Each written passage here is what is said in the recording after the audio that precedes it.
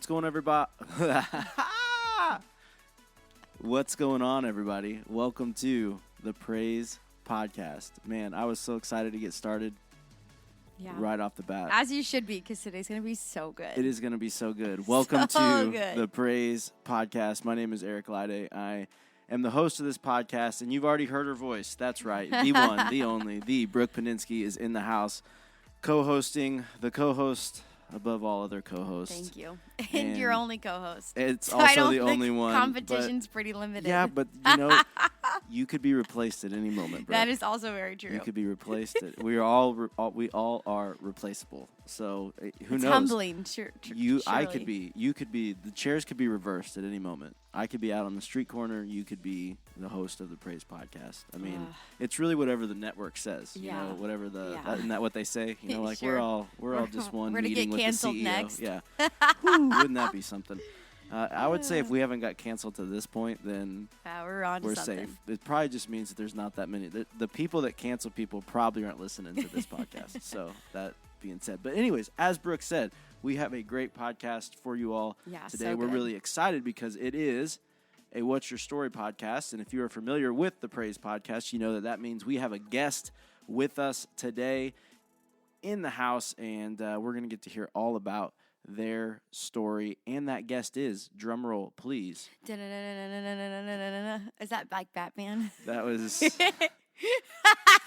That was something. That was great. We've got Renee Snow in the house with us today. And if you don't know Renee, well, you're about to hear all about Renee. But you will not only know her, you'll love her, and you will appreciate her story. She's got just a really great just testimony and a lot of things to share with us today that we are excited to get to. Renee, welcome to the Praise Podcast. Long time listener. I know Renee is probably like, I mean, we have people that listen, and then there are people that like listen that like we know are gonna talk to us about an episode. They email in. I mean, we've got our email. We've kind of got like our email crew. We've got our text crew, and then we've got like, you know, the rest of you. Renee falls in like she will like shoot us the text, and she will, and so we always appreciate that. But Renee is one of our CA volunteers, and she has served in a variety of capacities in our really our church in general, but also our creative arts ministry. And so we're excited to sit down with her today and hear all about her story. And I think, you know what, Brooke? Yeah. I think we should just go right into it. I know we typically do song spotlight, but I feel like we might want the time today. We can't do that. I have a really good song spotlight. Oh, never mind, Renee. Of course you would come. Of course you would come prepared. She's come prepared. Never mind. That's never mind. So funny. See, and I was telling Renee this. I think people think we lie when we say that. Like, no, we literally just come in and hit record. And then whatever happens, happens. Yeah, that's right. This is live radio, folks. That's so live good. Radio. That's so good. All right. Well, I forgot. Yeah, that's right. Because yesterday during rehearsal, you were hiding it from me because you didn't want me to see it. All right. Well, never mind then. We have to do a song spotlight. So let's jump right into that. Let's jump right into song spotlight. And would you like to go first, Renee? Sure. All right. Yeah. Since you're prepared, why don't you go first? Prepared. Okay. So my song spotlight is called "Insatiable" by Kim Walker-Smith. So the lyrics are just fantastic. I mean, my favorite is "You never stop pursuing, craving for communion." And just that craving for communion part really, it just hit me. Like, have you ever dwelled in communion? Like, not in the church service, but like in your secret place. Have you ever dwelled in what communion is? Do you have a reverence for what it is? So... yeah. And I don't know if I've heard that song. I'm a Kim Walker fan. Oh, it's really good. Well, and if there's anyone who can like bring attention to reverence, it's Kim Walker. Mm-hmm. So yeah, that's awesome. Yeah. Yeah. Is that new? Or like is it been around for a little bit? Do you know? I have no idea. You don't know? But was it like a Spotify find? How did you come across it? Yeah. So I just like did the daily mix, and as soon as it came on, I was like, oh, man, those lyrics. That's awesome. But I don't like it. I like it for the lyrics. I'm not a huge fan of like the sound of it. Yeah. I think if you put a spin on it and like maybe slowed it down and mashed it with something. Yeah. Eric loves to do some mashes. You know that. Mm-hmm. That's I like awesome. to make everyone's songs the way they were meant to be. Oh yeah, that's right. That's right. What a jerk. That's really funny. That's a good one. Insatiable. Insatiable. I'm going to have to look up 100% what that word means. Yeah, I was like, that's almost a real word in my mind. Mm-hmm. I'm like, it's almost a word I've heard before. Hold on. But it's I don't know if I know how to spell it. How do you spell it? Because I want to say right here. insatiable. I mean, I've heard it. Yeah. Of an appetite or desire impossible to satisfy. Ooh. Mm-hmm. An insatiable hunger for success. Ooh. Having but for an the Lord. insatiable appetite or desire for something. But make it holy. I won't right? read Yes. the rest of that Okay. line there, but Oh, not appropriate. yeah, that would get us canceled. There we go. Okay. That's funny. All right. Yeah. Cool. That's a good one. It's a really good All right. one. Kim Walker. Check and check. We'll check that out. I love that. You want to go next, Brooke, or you want me to go? I'll go next. 'Kay. Sure. We've talked before about Brooke's new album 8, and it's just good. I love it. I the more I listen to it, the more like it grows on me. But the song, and I was telling Renee before we started, I was like, I was even thinking about that like on my way up here, like what song am I gonna pick? Because there's always just more than one. But I landed on her song Authority on the album, and it's just, I mean, pick a song for, I don't know what you're contending for. I mean, the word contend is something that Eric and I find ourselves on a lot, and I feel like we do a lot in our work. We're just contending for people or for things or for a move or whatever, and anyways, I just think like, find whatever it is you're contending for, and then go after it in authority and with the authority of our King, and it just changes everything. And so I think it's a good a song that shifts perspective. I think it's a song that shifts heart postures. I think it's a song that shifts outcome, and I think that's really powerful. But it's really simple. It's really short and sweet, but it's called Authority by Brooke Ligerwood. I think did you talk about that album last time? A few times ago, yeah. Since you talked about it last time, Because I went Bless and listened to God it. was, I Authority think, the one would be on my list on that. Yeah, on that album. it's good. Yeah, it's good. It's good. If I could have written any song on the album, I would have written that song, The Authority. That's the one, huh? Mm-hmm. A Desert Song's a close tie because I feel like our testimonies are really the same. Like where that song came from for her. Because she rewrote it. She just redid it.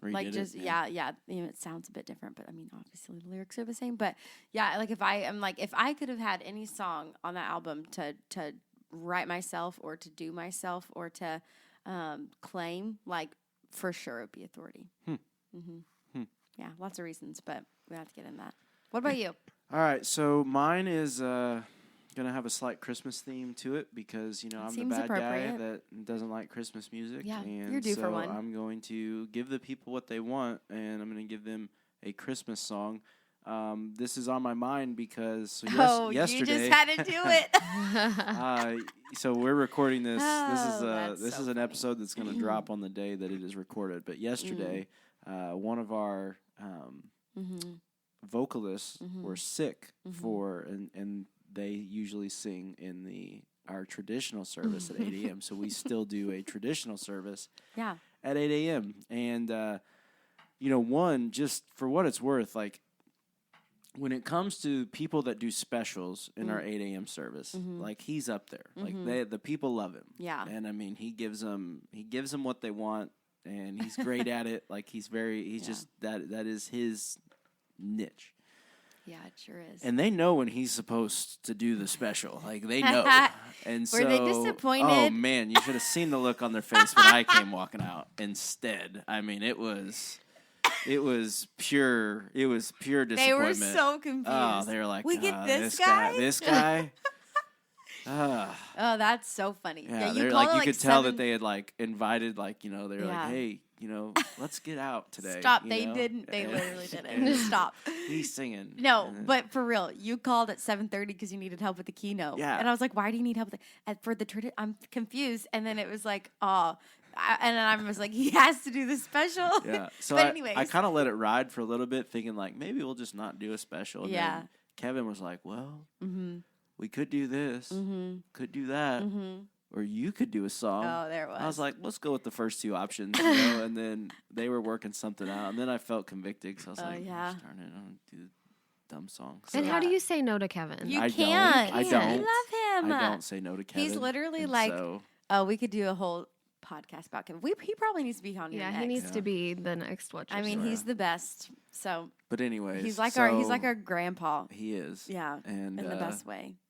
But yeah, so I told Kevin, I was like, all right, I got it. I'll do a song. Yeah. So then I was calling Brooke. She was in the shower. I was Lenny like, hey, I answers the- need, it's Lenny like answers 7:30 in the morning. Like, It's is everything 8 o'clock okay? Service. Yeah.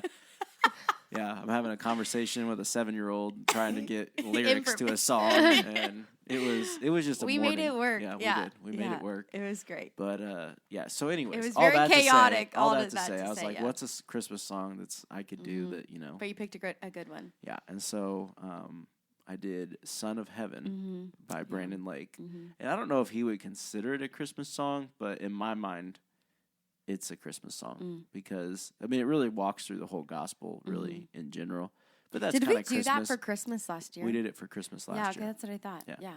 Yeah. So yeah, if you're looking for a song that has Christmas vibes but is not like a Christmas song, "Son of Heaven," Brandon Lake. I love Put that Brandon on. Lake. Yeah. Yeah. Love So, that. Those are all good recs. We're actually doing that song this week in church.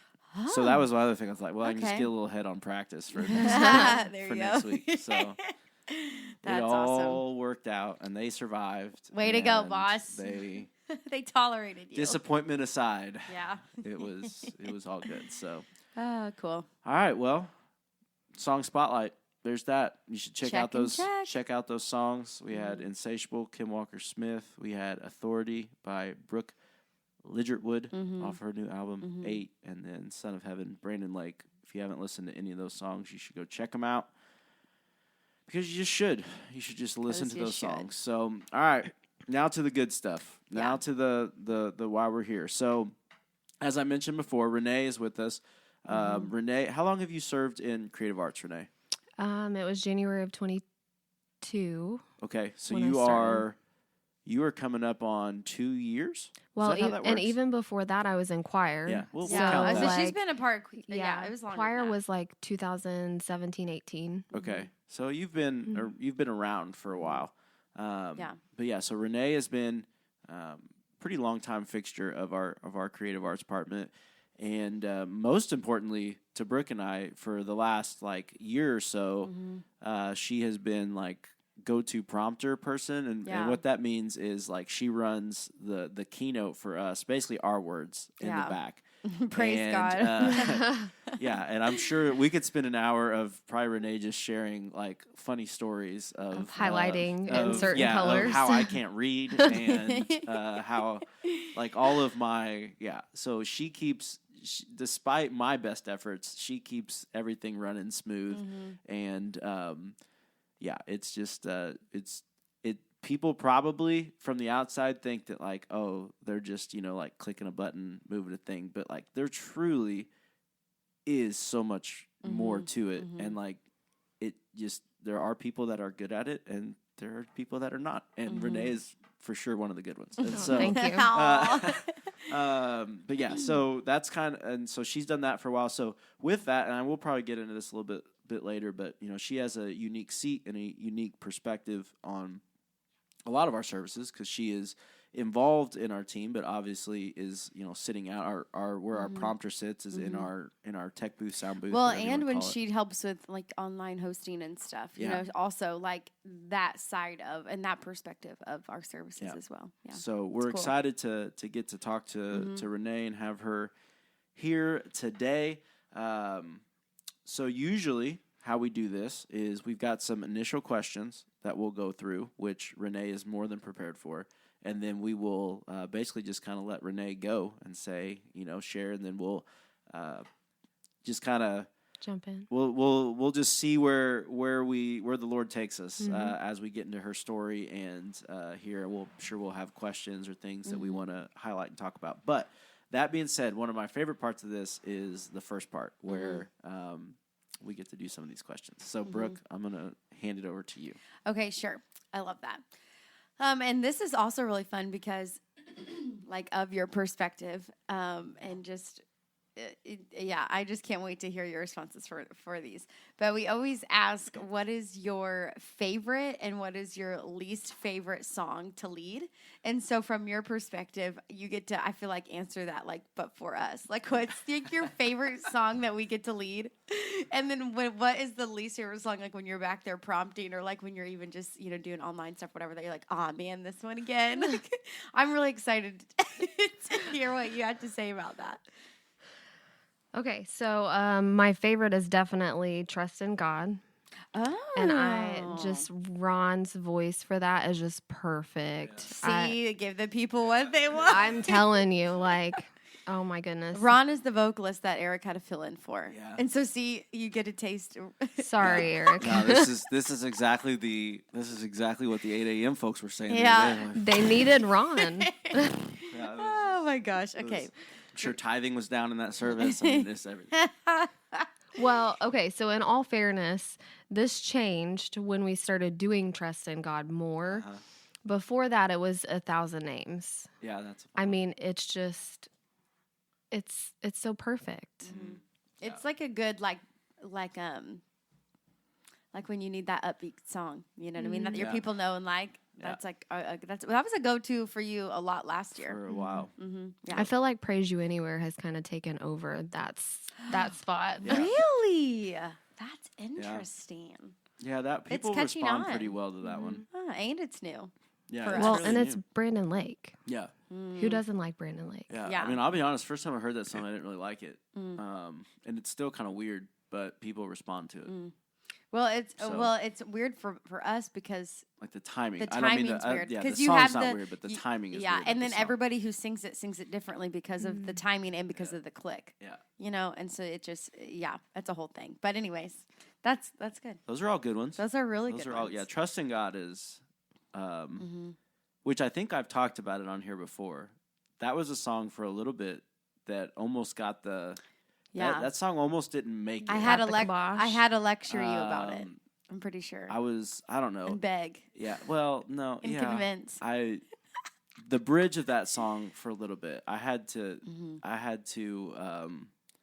wrestle with that bridge for a little bit, just because it's not wrong, but it also is like it feels like it could set up somebody who doesn't fully understand. Like there's just, it could set some unreal expectations, maybe. If your And perspective is yeah. like, I prayed to the Lord, and then He gave me exactly what I wanted, and that's why I Right. trust Him. And I But think it's like, that- but that's not yeah. what it's saying. Right. But that's how it can be like Right. probably misinterpreted. Right. Yeah. And so that I just, but I mean, what they're saying is not wrong.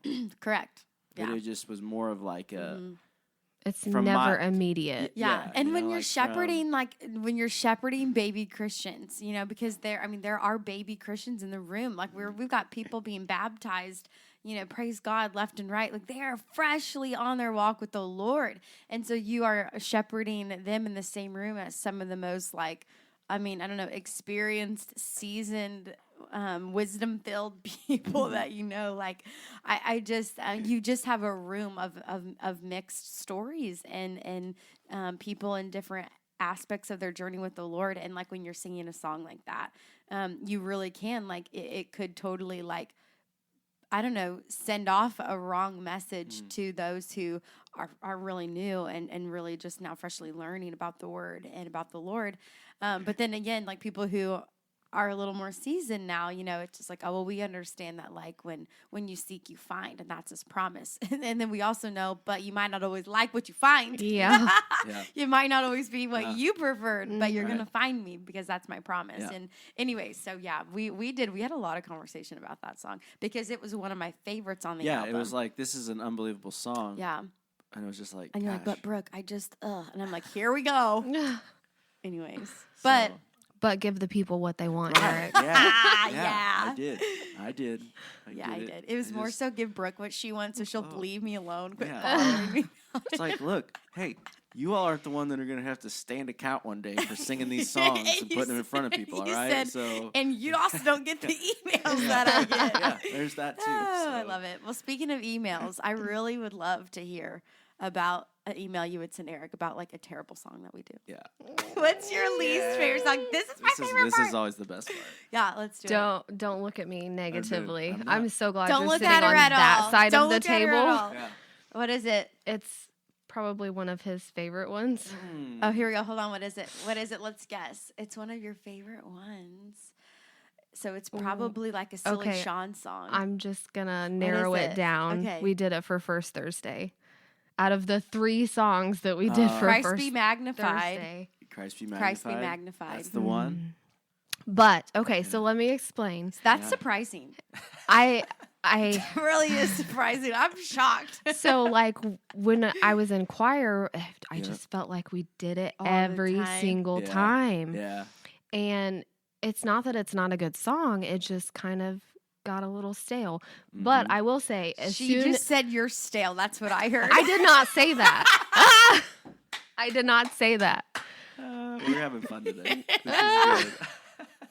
This is a blast. Wow. Anyways, and she loves you so much. She's I like, do. no, I did not. I say did. that." I didn't say that.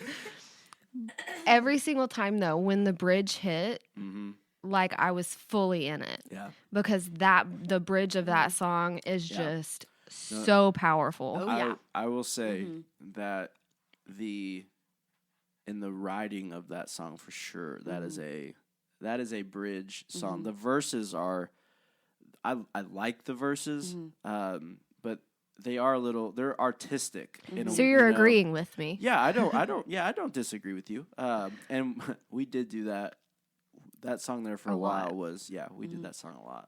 So I don't, but yeah, it is it's kind of in that, which I don't know. I'd have to actually look up.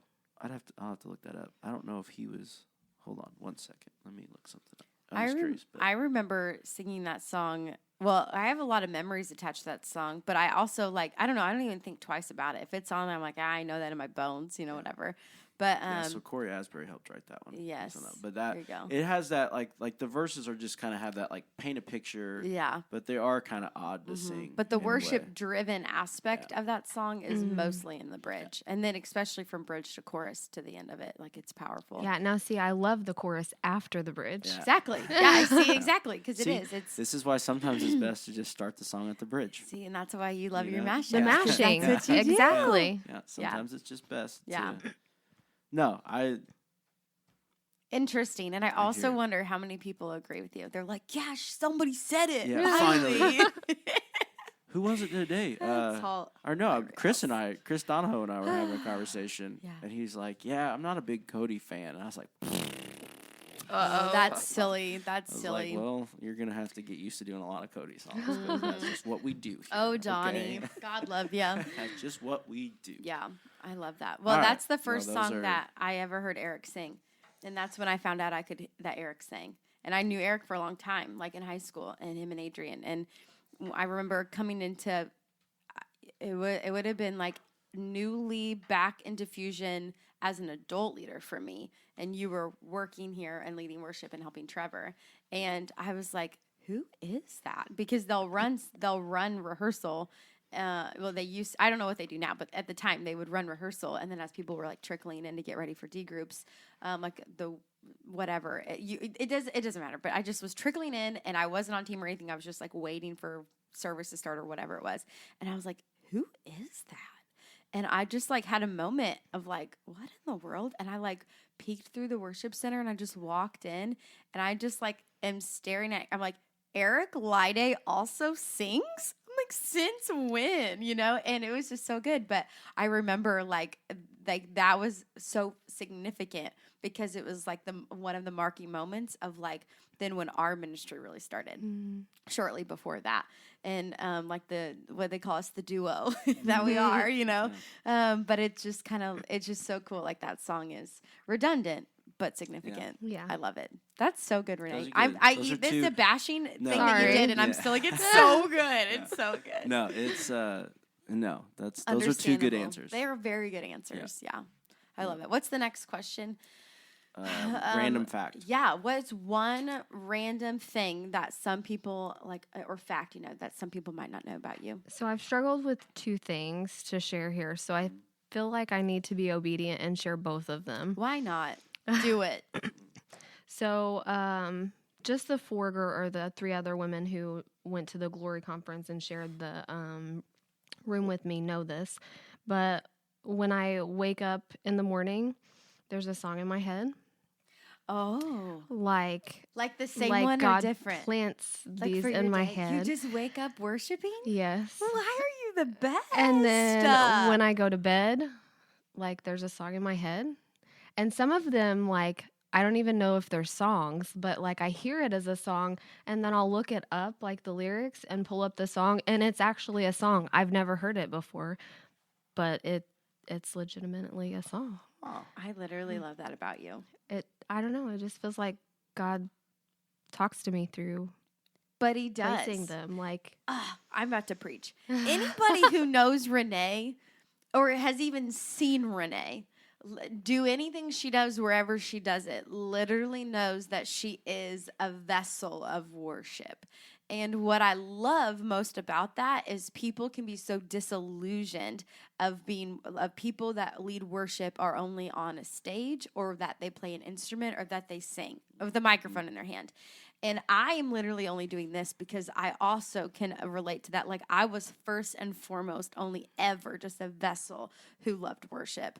And it led to other things way out of my comfort zone. But I totally can resonate with that, because worship is how I don't know, I feel like that's just my place and my space with the Lord. Mm-hmm. And I feel like you are one of my dear friends, and it's something that I treasure about you, because I just knowing you, and anywhere you are and you're in this posture of worship, it doesn't take you but a second to get in and after it, when a song comes on or whatever. And I just think it is not surprising to me that your most intimate moments with the Lord are from a worship posture. And I'm not surprised at all to hear that you literally sing for him when you wake up and you sing for him when you lay down. It's so cool. Yeah. I love that about you. What's your next one? Yeah, you're welcome. You're welcome. So I'm going to piggyback off of Nate. So hold on. I just have one real follow-up question on that. Yes. So are they ever not actually songs? Not that I've looked up. Most of them I know, obviously. Like some of them I just, I'm like, not, you I don't better think be I've writing heard those that. down. Yeah. Well, truly, I mean, that's a real thing. Like, if you're ever just, because I think of Noah. Noah just opens his mouth and can make any words come out and sound good, and they make sense and they're from the Lord. I'm like, you're prophetic, you sweet boy, you know, but that is so cool. I mean, truly, to be a psalmist, just to, if the Lord ever gives you something that's honestly isn't a real thing, write it down, you know what I mean? Because it's a song he gives. Will do. So, will do. Check. Lee Schulte also has that gift. Yeah. And the she was actually in my room for the Glory Conference. See, I'm not even surprised by this. I love my people. That's so cool. Okay. Anyways, what's your second thing? So I'm gonna go off of Nate with this one. Yes. My first name is not Renee. What? Whoa. Wait a minute. I hope it's Gerald. Stop. With a G. With a G. Yeah. Oh my gosh. Oh no. The only reason that I'm sharing this, because I don't typically share this with anyone. This is even through all of school. I went by Renee. Everyone knew me by Renee. I mean, I only know you by Renee. I'm freaking out right now. What is your real name? Okay, so speaking of Lee, I had lunch with her last Monday, and she just asked me, she said, "Do you know what your name means?" And I was like, well, I kind of have to share a secret with you. Renee's not my first name. I actually have 4 names. Mind blown there, too. I'm sorry. Wow. So you have 2 middle names. I have 2 middle names, yes. Well, what's your whole freaking name, Renee? Oh, gosh. My gosh. No pressure. So this is crazy. My first name is actually Evelyn. Oh, no way. Yes. Yeah. And then middle name is Renee, and then space, no hyphen, Nichelle with an N. Nichelle. Yes. Evelyn Renee Nichelle Snow. Yep. Ah. What in the world? So I did can't you- even. I don't. Did you choose to go by Renee? Or was that just like everybody just called you Renee? So Evelyn was my dad's mom's name, Okay. and it was kind of passed down to me. I don't know when, like, it was decided that I would go by Renee, but I've always gone by Renee. Okay. And we'll get into this, but like my dad wasn't really a part of my life for a long time. So I think with that, I kind of tied it to suppressing my first name. Like I didn't want people to know. Because you said that's his mom? Mm-hmm. Wow. And what about Nichelle? Is that what it is? Yeah, Renee and Nichelle are not Anything. family Nothing. names. Just names Yeah. given. Okay. That's interesting. Huh. Wow. Breaking news. I You're mean, just- I'm mind blown. I feel like Please don't put Evelyn on this. No, I won't. the I air won't. just got Yeah. like warm. I'm freaking out. Wow. No, I love Okay. that. That's. Yours feels a lot different than Nate's, though. Nate's was. But no, but What was Nate? Was it? What you was said Nate? Gerald with a G, but it It's is not. Gerald with a G. That's wrong. Yeah. What was it? I don't remember. It was I'm about to something. text It was Jacob. Jacob. Wasn't it? Jacob with But a it was. G? But it was Jacob with a G. Jacob with a G. Shout out to Gakab. Gakab. Our buddy Gakab, if you're listening Yeah. to this, which I'm sure he will. We love you, Nate. Yeah. Elder Nate. Yeah. God love him. He's the best. Oh, Anyways, man. cool. Well, okay. So just for the sake of time, I'll jump into the last question, and then we'll get to hear your story. But the last thing is, what is one like goal, dream, or thing that you wish to accomplish someday? This has changed for me a lot over the past 10 years at least. I really just truly want to be his vessel. Yeah. Like I want to do what he wants me to do. Mm-hmm. And the perfectionist in me. So I do have to share this with you. I am an Enneagram 1. There we go. And I wing to a 2, which is the helper. So Not surprising. yeah. I mean, it literally like I just want to help as many people as I can, and I want to do it the way he wants me to do it. Well, and then I think how you spend every day, like even in your workplace, you know, in the ministry you do there. And I think about the ministry you do here and the ways that you love people and invest in people that people don't always see. And I'll brag on you too, because even just we were talking a few weeks ago, you ordered Jackie's book and you got it in the mail and you were like, this isn't for me. Like you were like confused because you're like, I bought as it soon for as me. I opened the box, I Yeah. pre-ordered it. Yes.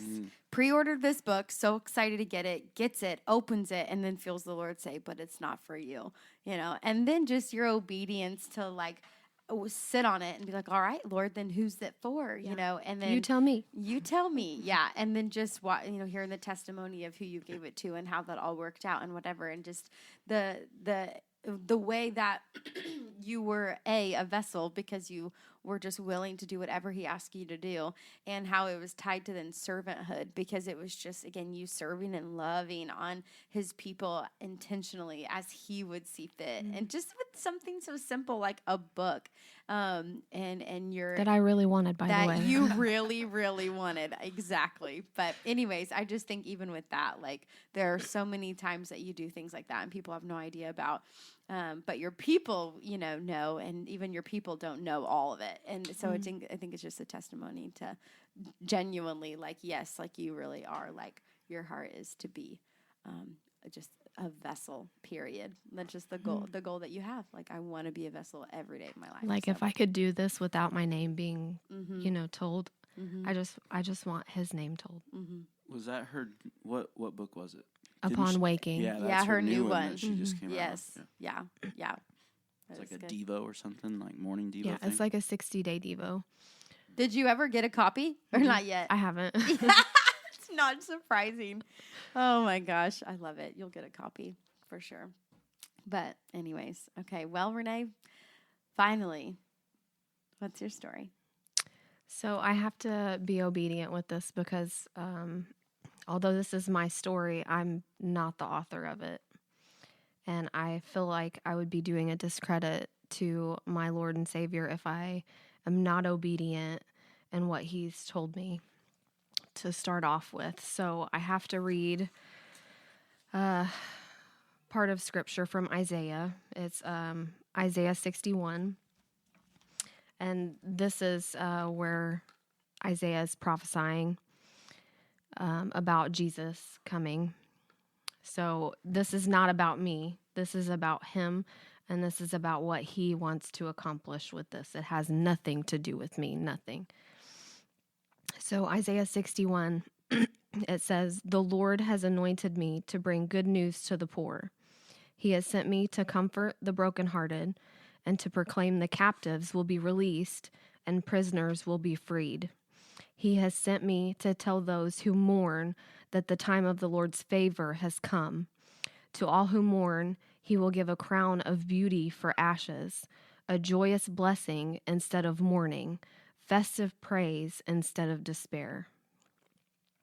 So that's what He's called me to do with my story. That's why I'm sharing it. So I was born in Grenada, Mississippi on July 6th of 1986. I'm the oldest in the room, I know. You're actually, yeah, you are. But yeah, I didn't realize we were so Not close in far off, age. yeah. I learned that the other day. I did not know that. Yeah. Anyways. So I don't remember a lot of my childhood up to the age of 7. The bits and pieces that I do remember are very broken. But I do remember. I know some of the facts.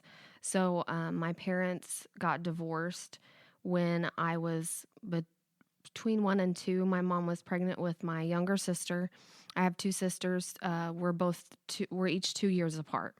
So I'm the oldest, and she was pregnant with my younger sister when they got divorced. Like, I was in the courtroom, and the judge was like, "She's just the greatest little kid ever." I'm like 2 years old, probably not the greatest kid ever, but so they got divorced, and there was some not good things that were happening, and there's a lot to that story that I didn't learn until probably 10 years ago. But gosh, like, I'm here to tell it now. And I'm just so excited, so thankful to be able to say that I don't live there anymore. Mm-hmm. But yeah, so my mom ended up giving up custody of my sister and I when I was 7, or both of my sisters. My youngest sister has a different dad, so she stayed in Mississippi with her dad. And then Jewel and I moved up here with my grandparents, and that was in January of 93. So they took over custody of me, and I don't know how old I was, but I remember after that, like, just sitting in my grandma's lap and crying my eyes out because my mom decided not to come and visit. Like, she would plan to visit, and then she would have something else that would take the place of me and visiting me. So I just, at a very young age, I experienced parental rejection and abandonment, you know? That neglect is so real. Yeah, Wow. It really is. And it followed me through a lot of my life that I didn't even realize how impactful it was. My dad was kind of in and out. I think he drove a truck a lot, so he would come visit, and then he wouldn't be around for a while. Like, he was a semi-truck driver? Yes. Okay. Yeah. And then I remember I was probably 10, and I mean, he was very faithful with, like, sending cards and, like, birthday cards, Christmas cards, Valentine's Day cards. Like, he was very faithful with at least communicating in that fashion, even if he couldn't be there. But when I was about 10, the last card that we got from him was a Valentine's Day card, and I didn't talk to him until I was 16. didn't see him, nothing, had no communication with him. So, I mean, I had all of the rejection from both sides. Like it wasn't even just a one-sided, okay, well, you're going to be with your mom or be with your dad. Like both sides had that. And, but my grandparents, like they gave up their retirement to raise me and my sister. And I'm just forever grateful, for them doing that. But during that time, like I think really the rejection, it kind of fed into how I dealt with other people. And so like, in grade school, I was bullied. My grandparents smoked, and like, that's not something that I could, they smoked cigarettes in the house. I couldn't really help that. Well, I got picked on because I smelled like cigarettes all the time. And, just very hurtful things. And I think piling that on top of the hurt that already existed, I just, in high school, I started lashing out and becoming just a very hard person, very ungrateful, very rough around the edges, if you will. And I don't know, like I went to church. I started going to church with one of my neighbors. So my grandpa was a deacon in a church down in Mississippi before we moved here. And he just never really reconnected when they moved up here. So I started going to church with a neighbor, and I was baptized at age 13. But it wasn't out of a love for God. It was because I didn't want to go to hell. Like, that's all I knew. That's all, I had this fear of hell and not wanting to go there. It wasn't even a longing for heaven. Like, it was just the complete opposite of it. Wow. So I guess I don't feel like I really understood what being baptized really meant. And I obviously did it for the wrong reasons. And I felt like it was going to change my life, and it didn't, So because of all of that, I didn't really have a healthy idea of who God was. Obviously, like, you talk about the Father God. Well, the Father that I had known was not a healthy relationship. And I think carrying that into my salvation was just very hard, very heavy. I had very unrealistic expectations, if you can even call them expectations. But in high school, like I said, I really lashed out. I got into all the wrong things. I wanted attention from all the wrong people. And that's where a lot of things came into play. Like, drugs, alcohol, partying, seeking attention from boys that I should not have been seeking attention in that aspect from. And just a lot of negativity, I just was not on a good path.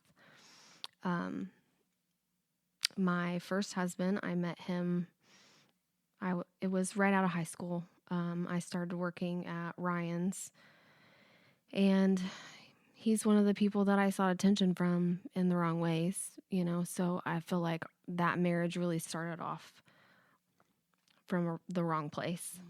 And it kind of set the mood for everything that eventually transpired. So we dated for 4.5 years before he proposed to me. And in that time, like, we did very unhealthy things. We lived together before we were married. Several times, like, we would live together, and then we'd move back in with our parents and grandparents, and then we'd live together and then move back in. And like it was just a very back and forth thing. And I think we both carried in very unhealthy ideas of what love was and what love should be, what marriage should be.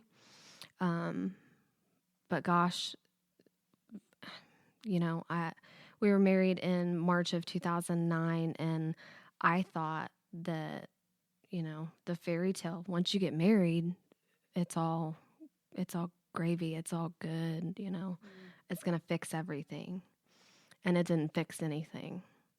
It just made it worse. I was about to say, like, I really hope that there is a generation of younger girls who hear this somehow, because this is you see this time and time again as a tactic from the enemy when it comes into, I mean, a lot of ways, but especially then you're talking about that on top of everything else you've mentioned already. It's like, come on now, like so many people and so many young girls especially, they've got this mentality like that if they get married, it solves everything. And or it if does not. I mean, and marriage is and I don't know why we think this. I mean, marriage is the hardest relationship you will ever have, and it's the most rewarding as well.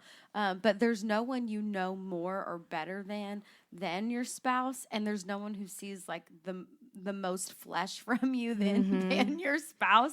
But yet, out of reverence, you're supposed to, come in and love like out of reverence for the Lord. I mean, people don't get it. Marriage is just so much, and that's a whole other podcast. But I think it's so powerful that you just like brought that to light for people to hear, because it is.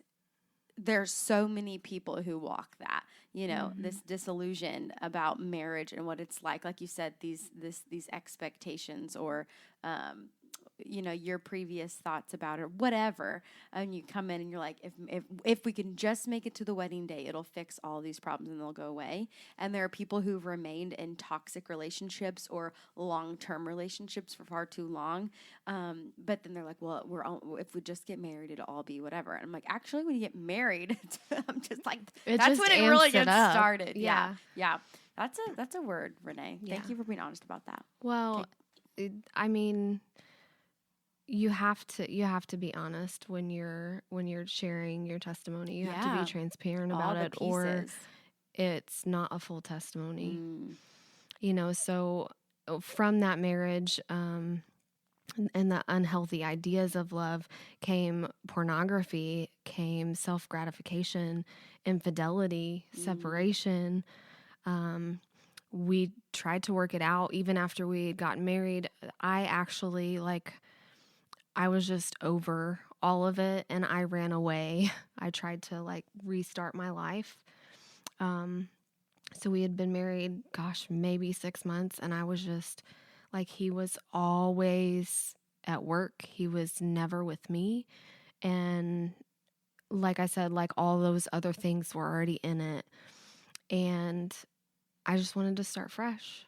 And then I ended up coming back, and like you're saying, coming back to the cycle of the brokenness and trying to work it out with him. Well, then we ended up pregnant.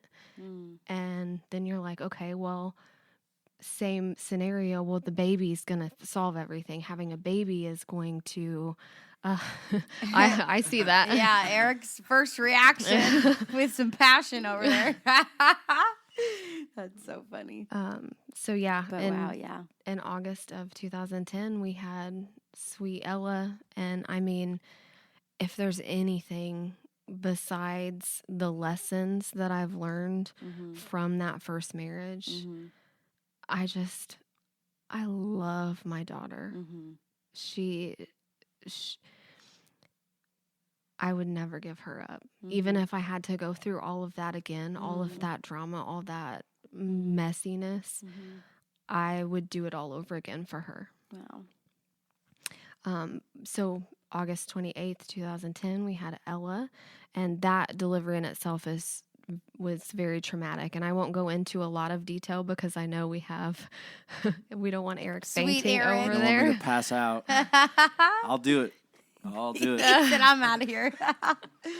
But it was a very traumatic delivery. I had this fear of going to the hospital and being there for like in labor for 18 hours, and I didn't want, the stress of all of it. So when I started having contractions, I was like, oh no, I'm fine. Just go to work. And, it's just Braxton Hicks. I'm not due for like 2 weeks. Well, new mom, no mother figure. My mother figure was my grandma, and like, not that she wasn't a great mother figure in my life, but like she didn't talk about the messiness of the, all the things. So, yeah, I stayed home, and I was like, well, I can breathe through these. I'm fine. I'm working through it. And I didn't know that my water had broken. So like, I'm guessing it broke at like 7 or 8 in the morning. And I didn't get to the hospital until noon. Oh, wow. My mother-in-law actually called me, and she was like, what are you doing? And I was like, well, I just woke up from a nap, literally napping, because I was fine. Like I was good. I was breathing through everything and nothing was progressing. And she was like, well, I'm coming over to get you. We're going to the hospital to at least get you checked out.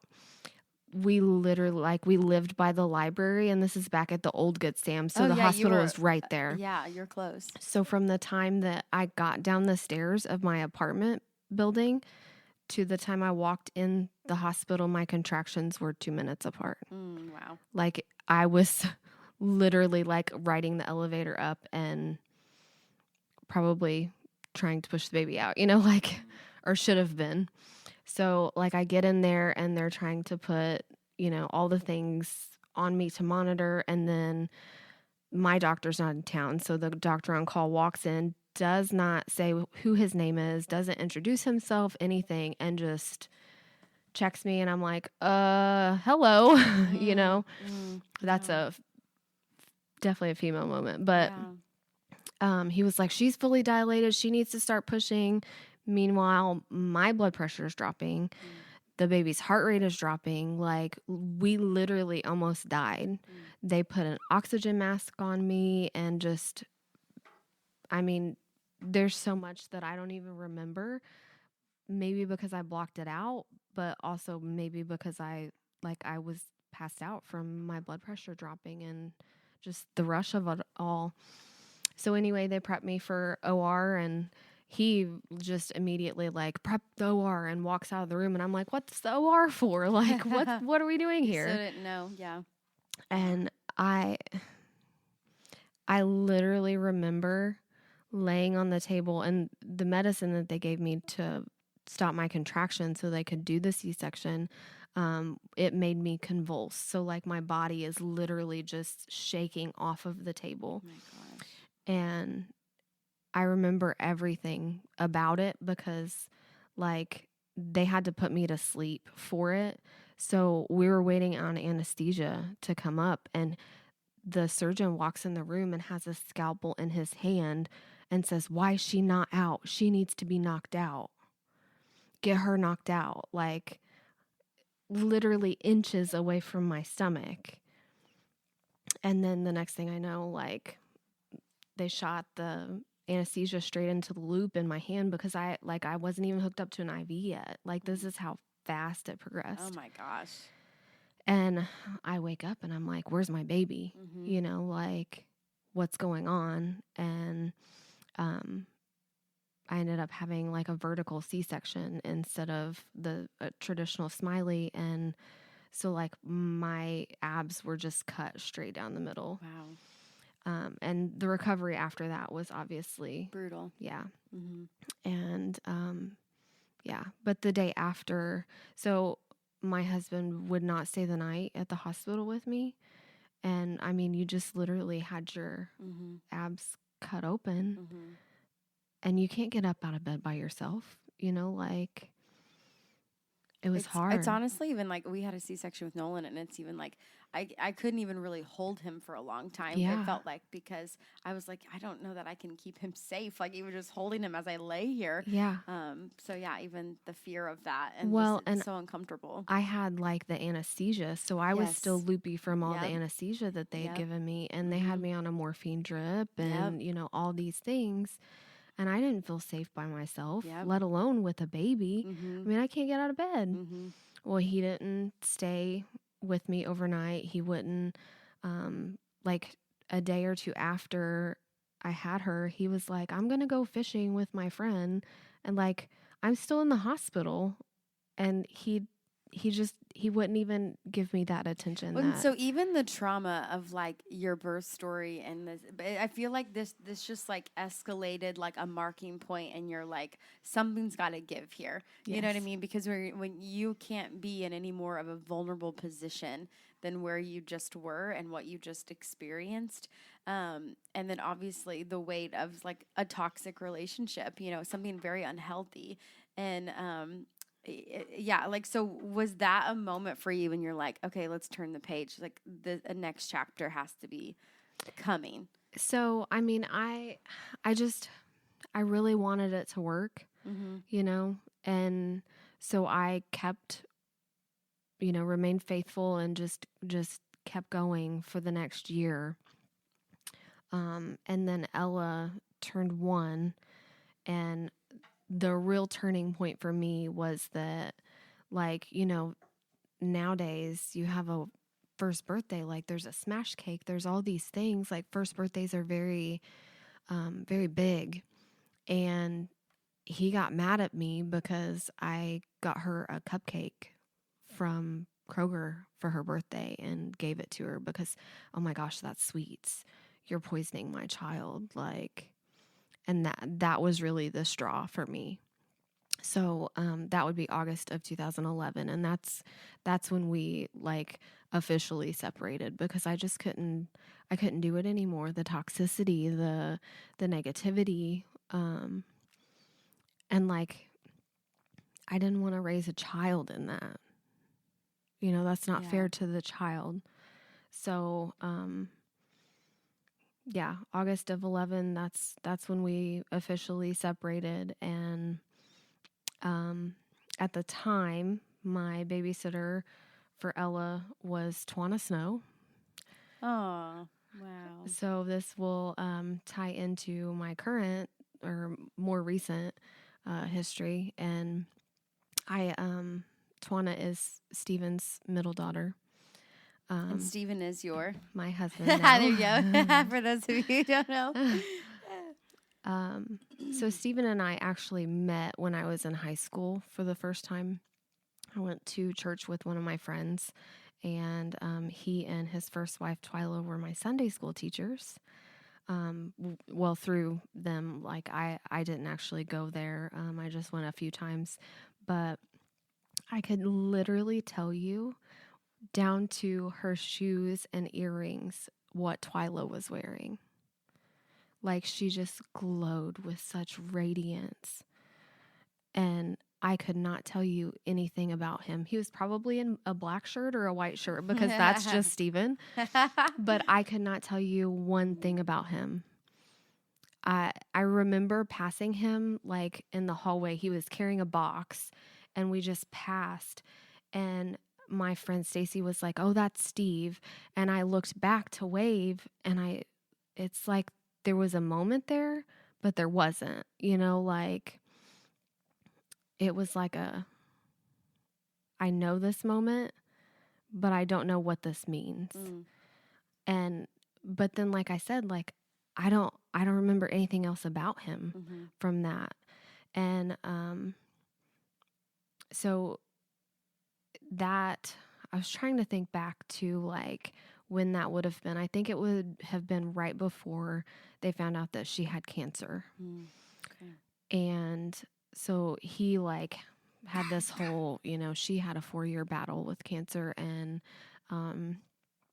unfortunately she passed in 2005. And after that is when he reached out over social media. It was MySpace back then. Like, this is how long ago. But we just were friends on MySpace, and we kind of chatted back and forth. I was at that point, I was dating my ex-husband. So this is before we had gotten married. But Steven and I were just friends. Like it was nothing more than a, how are you? Like, hope you're doing well. Very much just acquaintances. But that's how Tawana became my babysitter, is because I was looking for a babysitter, and first thing you do, like, hey, can anyone help me? Like, I don't have any people up here because my family lives in Mississippi still. Right. And, you know, his family was not very up to helping in that aspect. So I reached out, and she was right there. She was like, oh, hey, I need something. I'll help you. I'll come to your house. And so that was, I feel like that was a real turning point in my life, because like she would babysit Ella. And when I would get home from work, husband wasn't there, and he wasn't there until like 10 o'clock at night. Well, she would just stay. She would have dinner with us. She would just, like, we had girl time together. And like, more than just, you're my babysitter. Like, I almost feel like you and Adrian have that with Sav. Mm-hmm. It's just that like bond, Mm-hmm. you know, that, yeah. So, anyway, she obviously knew that my husband and I had separated, and she was like, hey, Dad, That's did you hilarious. know? And so, yeah, that's the story of how Steven and I kind of got together. It was Tawana's doing. She just wanted it. And so we went to Fairview Heights on, like, I wouldn't really consider this our first date, but I was thinking that it was our first date, but it was with all the kids. And, like, he would not hold my hand. He would not even look at me. And I was so mad. Like, I thought, this is our first date. Like, you're he's not. like, but all my kids are here. Yeah. He's like, Oh. not even like looking in my Wow. direction. Was Ella there? No. So I don't remember if I had a Steve's babysitter. crew. Yeah. But it was just, yeah. It was just, his kids are obviously older, and, Yeah. but I think when we first started dating, Taylor would have been 16. Wow. And she's the youngest. So, yeah, we just went to Fairview Heights, and I was so mad at him because he wouldn't hold my hand. He wouldn't look at me. He barely even talked to me. And then we get back to his house, and he's like, so are we going to make this official or not? And I'm like, we just spent the whole evening. Like, you didn't even acknowledge me. What are you talking about? Make this official. Like, but we did, and started dating, and I can't say that everything has been, great ever since, but we had a 2-year engagement.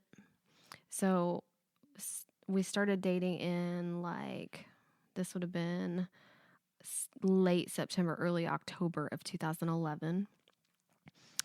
He proposed to me in November of 2011. So very short, like, hey, I know I want to marry you. And it just felt right. Like, I wasn't even fully divorced yet, but I knew that was going to be my next season. So, like, he walked with me through the whole divorce process. And once that was official, like, we let everyone know, like, this is our plan. We didn't set a wedding date, until after the divorce was final. We just wanted to do things right, Well, and then if you think about your history, of just all the other things, like this weightiness of, like, if this is really a new season for me, I want to do this one right. Mm-hmm. So, like, in all of that, how would you say, and where would you say, like, your relationship with the Lord was? Like, when you were making these decisions, engaging, like, in, like, this new season and these, it's a lot of, you have a lot going on. Yeah. And yet, I think, like you said, your 13-year-old self didn't want to go to hell, so you got baptized, so, like, and then years go by, of course. So like your relationship with the Lord at this point was what, and compared to like how you've grown. So at this point, like I had gone to church, the same church that I went with my neighbor to. I even like during my dating with my first husband and part of the marriage, like I would go to church by myself. But it wasn't really, I don't know, like I had this longing to be there, but I didn't understand why. It wasn't like a love for the Lord. I'm coming out of love for the Lord. It was almost like I'm being obedient because I know, like in my heart, that I should be in church, that's the right thing to do, But when like Stephen had gone to this country church for 30 years before we got married, and like faith was a very big part of his life. So I transitioned to that church.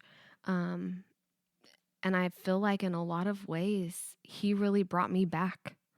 He brought me back to God. He brought me back to being faithful to where I should have been all along. And I mean, I don't know where I'd be, if he hadn't said this is a priority. We have to go to church. We have to dive into the word. We have to get where we should be, and we need to do it in the right way. Like we are not going to live together before we get married. We are not like, this has to be the way. Yeah. So that was, a lot. And we dated for, we were engaged for 2 years. So we didn't get, married until September of 2013. And somewhere in the middle of that, like while we were still engaged before we got married, I had some mental health issues, obviously from the trauma. Yeah. Yeah. So I was diagnosed as having bipolar 1, and I saw a psychiatrist in Marion, and she just put me on all these random medications. Like, not that medication is wrong. I don't feel like that's wrong, but just the way she went about it, it was wrong. So she, at one point during this mental health journey, had me on like 13 medications at once. And wow. it was insane.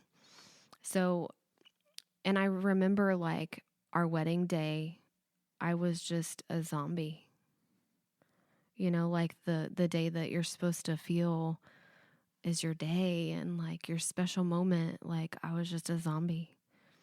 But because there was so many changes, I had gone up and down, up and down. And I think it was really a Holy Spirit guiding for me to reach out to my father. So before we got married, I sent a letter to my dad's last known address.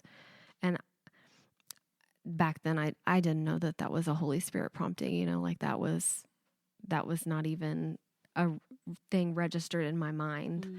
But I sent a letter to his last known address, and I said, hey, I want to have communication. Like I'm ready to forgive if you are. And I didn't hear anything for a while. But his father-in-law lived at that address and forwarded the letter to him in New York State. And I woke up one morning to a text message that said, hey, this is Jay. I would like to reconnect with you. I really appreciate your letter and you reaching out. Maybe it's time for us to reconnect. And the first time I saw him since I was 10, I saw him when I was 16, but it was to slam the door in his face, like because of the rejection. I just wanted to reject him. So the first time I actually saw him was when he came for mine and Steven's wedding, and I saw him the day before the wedding, and then he ended up walking me down the aisle. Wow. So we had like this moment of like, it's okay. I forgive you for the things that happened. And that was so pivotal, like to just release that. Where did you see, like, so you've had all these moments, like you said, and, like, as Brooke was talking, like, kind of where faith was. So where did you see that really start to, your life has shifted now. Mm-hmm. So, like, where did you really begin to see, okay, now, like, my faith has taken a step into a new season, or I've taken that next step? Yeah. So that probably would have been like right after we got married, and just the obedience of walking in that season and truly going to church to go to church and to be fed, not to just mark it on the attendance. Like I wanted to get perfect attendance. It wasn't about that anymore. Like it was about, I need to be fed. I need to be linking in. I need to be connecting. So we had been married for just a few months when Twana, who had been my babysitter, she was pregnant, and this was April of 2014. We had just found out that she was having a boy, and she named him Dwayne, which is Stephen's middle name. So April 18th of 2014, it was Good Friday. We were woken up at 3 a.m. by pounding on the door, and we found out that she had passed and that Dwayne had passed as well. So literally like within the first year of marriage, like we suffered a significant loss. And like to me, it wasn't just like, oh, it's my stepdaughter. Like we had times together, that I didn't have with other people. Like up until that point, my friendships were so toxic. Like the partying and the like I let all of that go. So I really didn't even have any friends. And the ones that I still did have, like I couldn't connect with them on the same level. So when we lost Twana and Dwayne, when they went to heaven, like we just became two different people. We really did. And to have that within the first year of marriage, like that's, yeah, you're never prepared to grieve that, and then to have something, your relationship in such a tender place anyways, and so fresh and like that newlywed season. And like we've referenced them, there's this turning page, this new chapter for you of like, the Lord's going to redeem these things. And it's new and it's fresh. It's the right way. It's all God honoring, all these things. And then like just a few months go down the pipe and you're genuinely like faced to walk through grief that no one can truly fathom. Yeah. Yeah. But even in that season, like he was just present, like we felt the heaviness of the grief, but we also felt the lifting of the burdens. Like Stephen had this idea when Twana first found out she was pregnant. He gets these visions, and as you guys know, he does paintings. Yeah, he does. So he had this vision of a hot air balloon just in the sky with all these clouds around it. And that's what he was going to do for the nursery. Like he had decided that each grandkid would get a painting for their nursery, and it would be, just the visions from the Lord that he receives. And so his was hot air balloons was for Dwayne. And I'll never forget it. And I'll never forget the feeling that I had. We were walking out of our house to go plan the funeral for her. Like this is that same day, like that 3 a.m. wake up call. And then this is like 9 o'clock that same morning. We walked out of our house and a hot air balloon landed in the field across from our house. And he had not told anyone except for me what the hot air balloon represented. but just to like, we both just stopped. And he said, that's God. That's God saying that they're okay. Wow. That it's okay. I've got you. So even like during this grieving process, that point we were still in shock, but like he was just so there, so evident. And there's so many more things that I could share. Like it was just one thing after another. Like, I've got you. It's okay. But we really did turn into two different people. Like that's what grief does to you. And that's what we both had baggage that we carried in from previous, like my first marriage, all of the parental abandonment, the rejection and all of that. And then like he had, his first marriage where he was the caregiver for his wife who was dying of cancer. Yeah. Like there's trauma in both sides. Yeah. And we were trying to blend a family that has such an age gap. Ella was 1. Well, she was 3 when we got married, but like Taylor was like 19, like that's a big age gap. And I mean, Blake's even older, Taylor's the youngest. So, it was just hard. Yeah. It was really hard. Yeah. And walking through that season, not only did we experience all of that, we had a lot of church hurt. A lot. Like, we went to a country church and, country churches, you walk in and everybody knows your business, and we felt suffocated, like we couldn't just come to church. Everyone had to stop and say, hi, how are you doing? Like rubbing on your back. And anyone who knows Stephen knows that he is not a physical touch person for anyone else. Like he just doesn't like that. So like he really felt suffocated, and to the point that like we had to do something. But I think the straw that just really broke the camel's back was the pastor of that church, who like they had a long history of like going through pastors. And so this guy was, I don't even know if he had been there for a year, but he came to our house and told Stephen that if he had more faith, that his first wife would be alive and that Twana and Dwayne would still be alive. That it was his faith. He didn't have enough. And that's what caused it. So. Oh my gosh. When you shared your story and you said like church hurt is real, that's why that resonated with me. Because like I've been there, I've walked it, and it sucks. It really does. But so that, although like it was hard, I'll never not be grateful for it.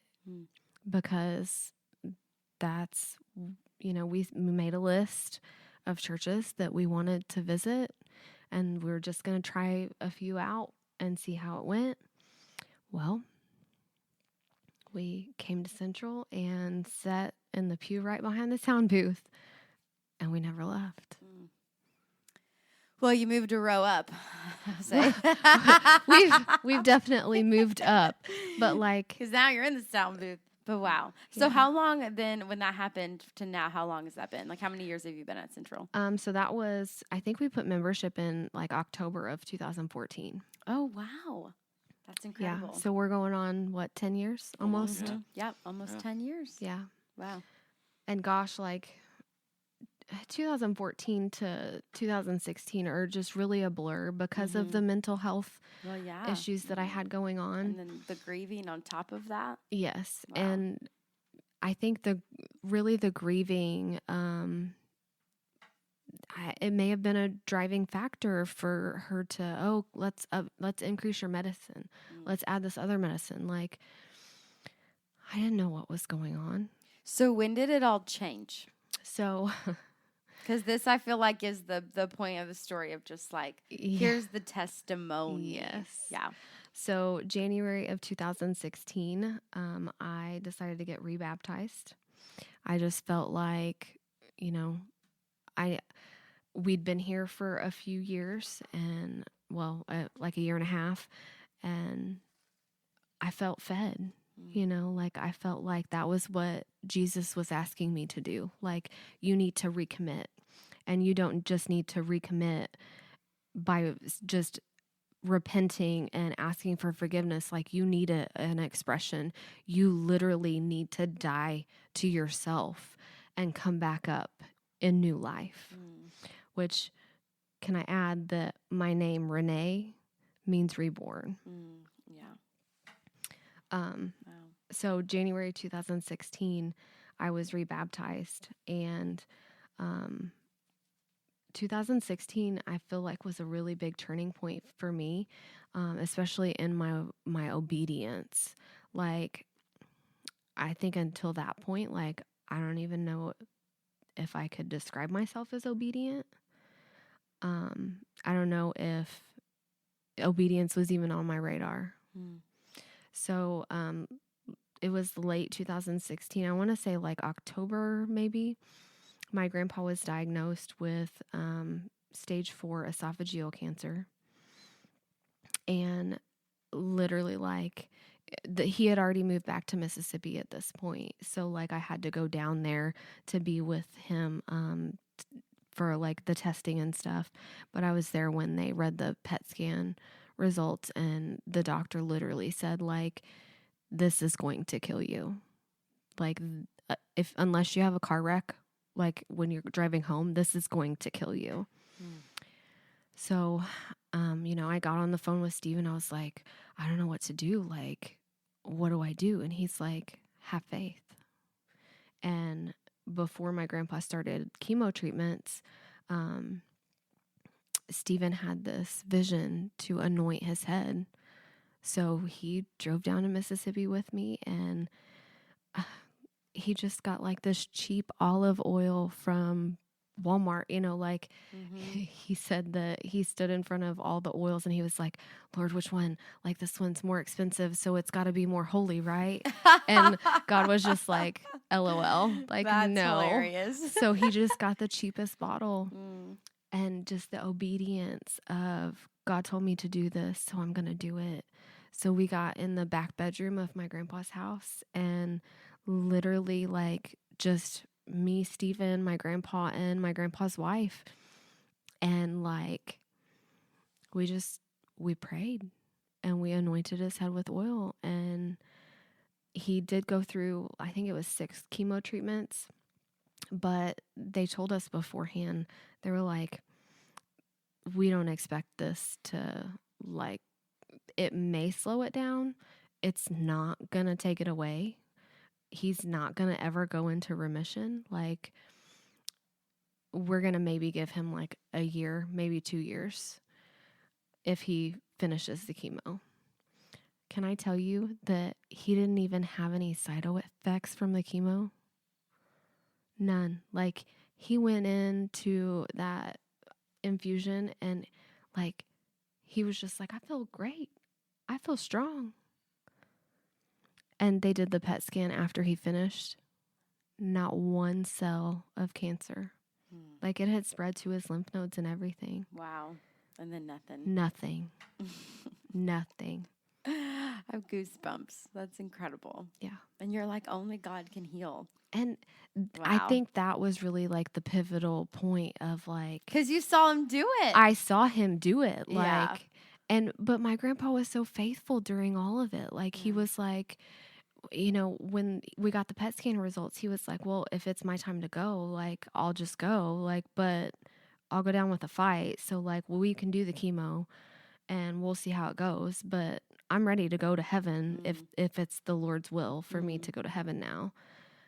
And just his obedience and peace in whatever God wants, I'll do. And then Steven being obedient and, like, anointing his head and all of that. And I think it's through his obedience that I really had a breakthrough.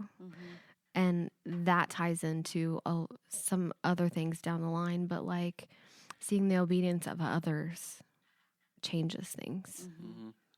Wow. So you get involved with the CA team here, and I mean, how has, what has that experience been like, as you get you get plugged in different ways? You started in choir, and then Because that's all happening simultaneously, right? Like, or just about, kind of, like, yeah, just about. Okay. There was a few other things, like I found out that I was misdiagnosed with bipolar. I did not have bipolar. I actually had complex PTSD, which is, again, like normal linked to your trauma. normal PTSD, but it's Yeah, complex. It's sure. things that build on top of each Yeah. other. So I ended up coming off of all of my meds except for my anxiety medicine. So in that time, like, this is all happening at the same time. And then I can't remember if I joined choir in 17 or 18, but God really set me on this journey to become fearless. And that was my big word for 2018, I think it was. Like, you need to face your fears. And I had this insane fear of people hearing me sing. And that came from trauma, from being bullied in school. And then, like, my first marriage, he was like, hey, who sings that song? Let's keep it that way. Like, oh my gosh. Just, if I had $1. just the trauma of, like, people hearing me sing and not liking it. So God was like, well, guess what? You're going to conquer that fear. You're going to join choir. And just in joining choir, like, I typed the message out to John, because this is back, Yeah. John's era. And Yeah. I typed it out and I went to delete it, because that's what you do. You just delete it and you move on, and it would not delete. Like, I don't know what the glitch was, but the message would not delete. And I was like, okay, this has got to be from you. So I'm just going to go ahead and send it. And sure enough, he was like, hey, come to choir practice. So I came and I was terrified. But then I found this love of worship. Like, previous to this, I was scared to even move in worship because that's how I was brought up. Like, we sang hymns and we didn't raise our hands in worship. Like, that's not a thing. And so choir really helped me with that breakthrough. Like, now I can't even imagine going back to where I was. Wow. Like, what was it? The one first Thursday, you were like, get uncomfortable. I was like, I'm not going back there. Sorry, Eric. But, yeah, that fearless journey it just really helped me face a lot of fears that I had. And I feel like 2018 was just a really breakthrough year for me. And even in that season, I experienced church hurt from a fellow choir member. Like, she made fun of my forehead and, like, my ears, and she wouldn't stand next to me. And so I pulled away. I was like, I'm not doing this again. I don't need this. I can do it by myself. I'll just be in the congregation. There was a lot of, shame, regret, confusion with that. Like, did I really do the right thing? Was I hearing you right? But then I had this vision.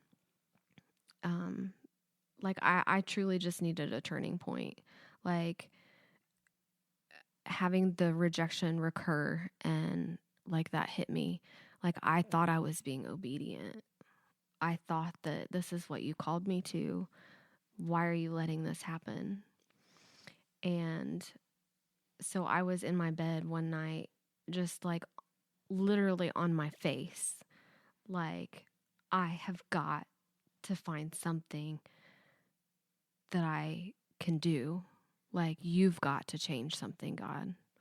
What do I do? What do I do? Just do something. Change it. I'm so over it. I don't want to think about this stuff anymore. And I literally had this vision, like, everything around me went white. Like, pure white. And I literally lifted my heart up to him. And he reached down and grabbed it. And I just let go. I was like, okay, no strings. Just take it. Take all of it. Change me. I just need a change. So with that, like he immediately delivered me. Like we had been walking through grief and shame, and there was just so much heaviness, like fleshly heaviness of it. And like it was immediate deliverance. Like he replaced the fleshly heaviness with spiritual heaviness and like a new awareness, like the discernment of things. And I just felt so much growth just in that one moment, that one moment with him. And I don't really remember when that was, but it was January of 22 is when I feel like it was like right before COVID. So like we're going into the season of shutdowns, and I'm like, I need more, like, and then we shut down. And you may remember this because you had the post-show service, but the Snow family came up every weekend, and we sat in the parking lot and watched the service online. We knew it wasn't live, but we still watched it from the parking lot. And there were several weekends where we came and laid hands on the building. That was Blake's idea. So Blake's obedience in touching and praying over the church building, like that then led me like, oh, well, he's being obedient. Like, and boldly obedient. And boldly. Well, Blake is very bold. Yes, like he is. That's one thing that he does not struggle with.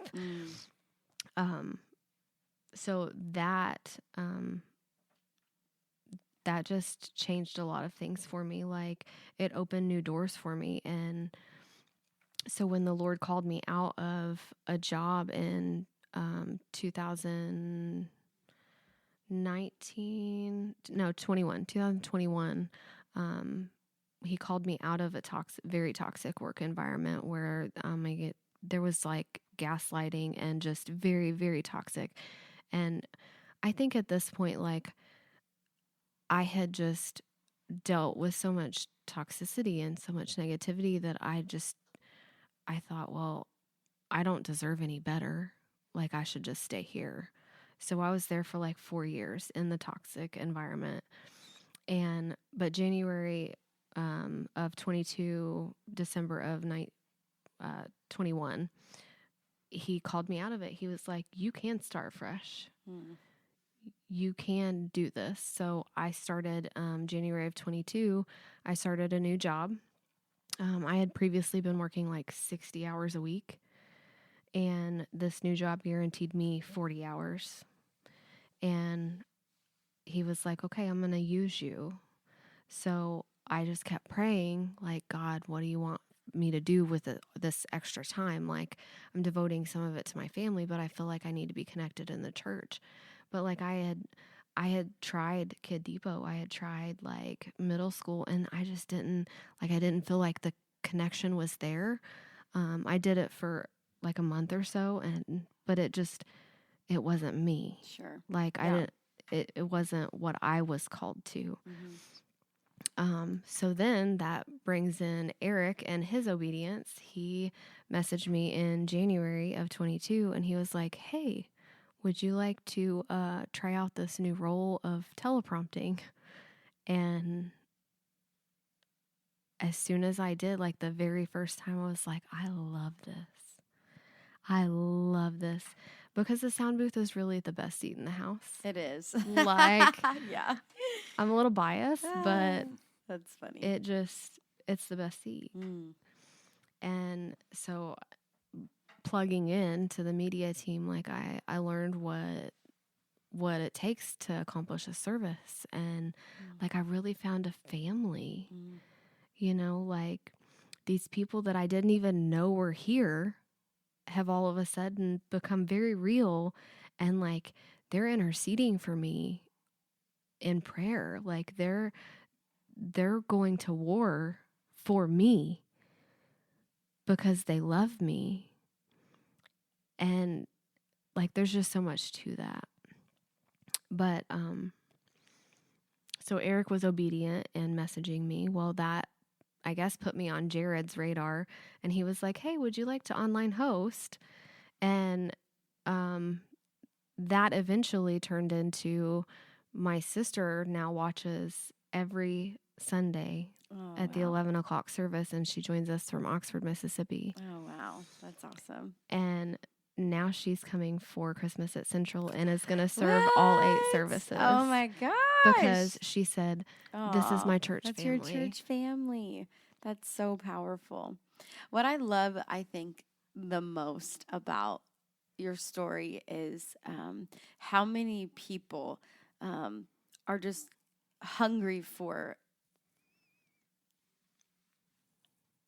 How many people are desperate for the Lord to just come and redeem, and the humility that it takes to be like, I'm in a position that I have no business being in, but I understand that like I've gotten myself here, and I'm like, just be like, Lord, I'm literally desperate here. Like I can't do this another day. Like I'm so hungry for something new and something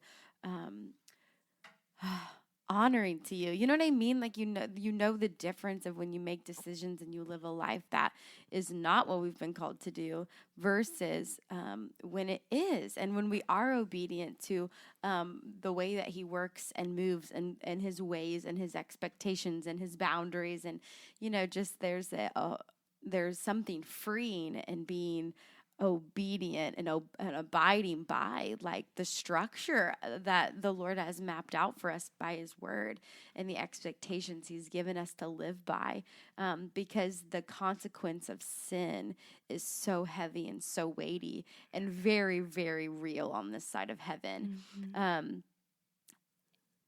But also because God is gracious and merciful. When we turn to him in our desperation, he meets us where we are, and then he helps us, begin to really move from a place where we have no business being into a place that's full of just redemption testimony. And I feel like so many people will live their life for so long, and however old they are, and they just think like, I've done too much, or what's the point now, or there's not a lot of time left even, so why bother, whatever, I mean, you've got people in their 50s and their 60s and their 70s who are just now coming to the Lord, or who are rededicating their lives. And I think that's what's powerful, is because it's never too late to let God do a work in you. It's never too late to let him have his way in your life. And when we had baptisms and bonfire night the other, a few weeks ago now, and there was an older gentleman, and he got baptized, and I believe he was 3 months sober or something. Do you remember that testimony? And I just thought, this man has got to be like in his 60s or 70s or something, and here he is getting help into this trough to be baptized.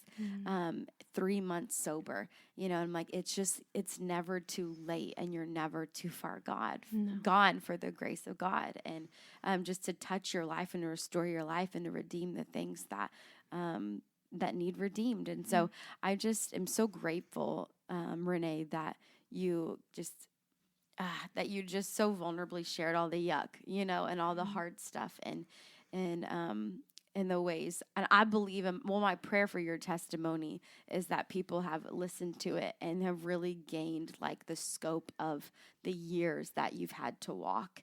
And my prayer is that the people who are listening, who think that there's just not enough time left, or that, they're too far gone, or there's no point, or, like this trauma could never be fixed, or, I could maybe never be set free from this, or experience deliverance in a moment, and I just pray that the peace and presence of God meets you where you are right now, and tells you otherwise. And I think that that's my intentional prayer for the outcome of your testimony on this podcast. So truly, Renee, thank you times a million for sharing so obediently and so boldly and so openly. And I mean, I don't know. I'm going to be bold enough to say, like, I'm expecting to hear testimony from your story from people who listen in ways that they were encouraged by this or impacted by this. But I know that there are so many people who are right there with you. So praise the Lord. Thank you so much. Just wow. Yeah. Just I think wow. that's what I was just looking through it. I mean, so many times in Scripture we hear the word, perseverance. Yeah. And I think that, I think if I was to put a word on your testimony, that's just the word that comes to mind. Just because that's good. That's really what it is. I mean, like that's. I think a lot of times, so many people have when I get baptized, it's all going to be like this is going to fix everything. This is going to be this will make everything okay. And I mean, from your first time. And even from your second, I mean, you have lived that is only the beginning, and that's a step in. And this faith is for sure a journey, and it is for sure a difficult one. Yeah. It is not a thing that keeps us from, issues and hard circumstances, but it's kind of how we carry through and allowing God to carry through, which, I think is a real testament to your story and the perseverance that has taken for you and for Stephen, for all the things that he's walked as well, and his family. And so, I think I really there's a appreciate lot. you sharing it. There's a lot to be said about obedience just in itself. Like Mm-hmm. the more obedient you are, the more trustworthy you become, the more he's going to allow himself to work in you. If just to piggyback off of what you were saying, like the only thing you need to bring to him is hunger, and he will feed you. Yeah. Wow. Yeah. Good stuff. Well, That's Renee, so we good. I know specifically Brooke and I are so thankful for you. We appreciate just the amount of time and energy and effort that you The put heart into and this the ministry passion, and the all heart. of it. And, I mean, it Yeah. is. It's one thing, and we all of our volunteers, know this. Whether you're on our staff, whether you're a volunteer, we really treat the responsibilities we carry the same. But it is it at first was a little scary just because I was like, how can she see? Because like a lot of times your eyes would be closed. I'd be like, I feel like my like, eyes are usually open just a little bit to see the top of the screen turn. That's the hilarious. First host, I was like, man, I mean, I really appreciate her worship, but I really need those words. And so, but so funny. but no, I mean, like, it really is such. I mean, like, I would want nothing more for any of our volunteers than to, like how you serve is, an act of service, but it's also an act of worship. Yeah. And, like that is our first priority here. Yeah. And that is what it's about. And that is, why we show up and do what we do. And so it is always so encouraging and really just kind of a model for any new volunteer. I'd say, like, you want to know how to volunteer, like, watch Renee. Absolutely. And that's, that's how you, are a part of this team. And that's, as you said, part of this family. And that's just how we operate. And so I appreciate you being not only faithful in that, but, just an example for so many people. And I know that, oftentimes it's like, you'll look out and you'll see people, and they're having their reaction of whatever it is, and you're just like, you look in the booth and you're like, but there's Renee and we're all good, like, all right, like God's out there. Renee, like it's a lot of times you're just like my ministry. All right. Well, according to Renee, despite what maybe hundreds of other people are saying, he's here. He's all right. So I'm not by myself. But yeah, so we really do. We greatly appreciate you. We love you, and we really appreciate you taking the time to share your story, which I know is not easy, and to be vulnerable. And I know everybody listening, it's going to encourage them. And like Brooke said, if there's somebody out there that is walking something similar or, difficult circumstances, it's going to encourage them that there is light at the end, and that, that light is Jesus. And, that's, if they follow that, things can change. What do they say? So, if I'm not dead, you're not done. Yep. Exactly. Yeah. Well, we So appreciate cool. you listening to the Praise Podcast. As always, we'd love for you to share this podcast with any and everyone you can think might benefit of it. If you know somebody that maybe is walking grief or walking a medley of other things, this testimony could be something you could send them to encourage them today, that there is hope and that there is light, and that they are not too far gone. So this would be a great episode to send them. We've got a great Christmas. So this episode drops today, and then our next episode is going to drop on Christmas, which I'm real excited for. So we get to spend Are Christmas. you prompting for Christmas? I am Yeah. prompting Yeah, for the Christmas she is. services. Yes, I am. That's awesome. And so, we have a very fun Praise Podcast Christmas edition coming your way on Christmas Day. So you get to spend Christmas with us. I know that's what you all were thinking. Like, man, if only I could spend Christmas Day with Brooke and Eric. We'll never fear, because we'll You're be going to there. have to. Yeah, and we like presents. So if you're going to spend it with us, then there's That's that. hilarious. But we love you all, appreciate you all. Thank you for listening today.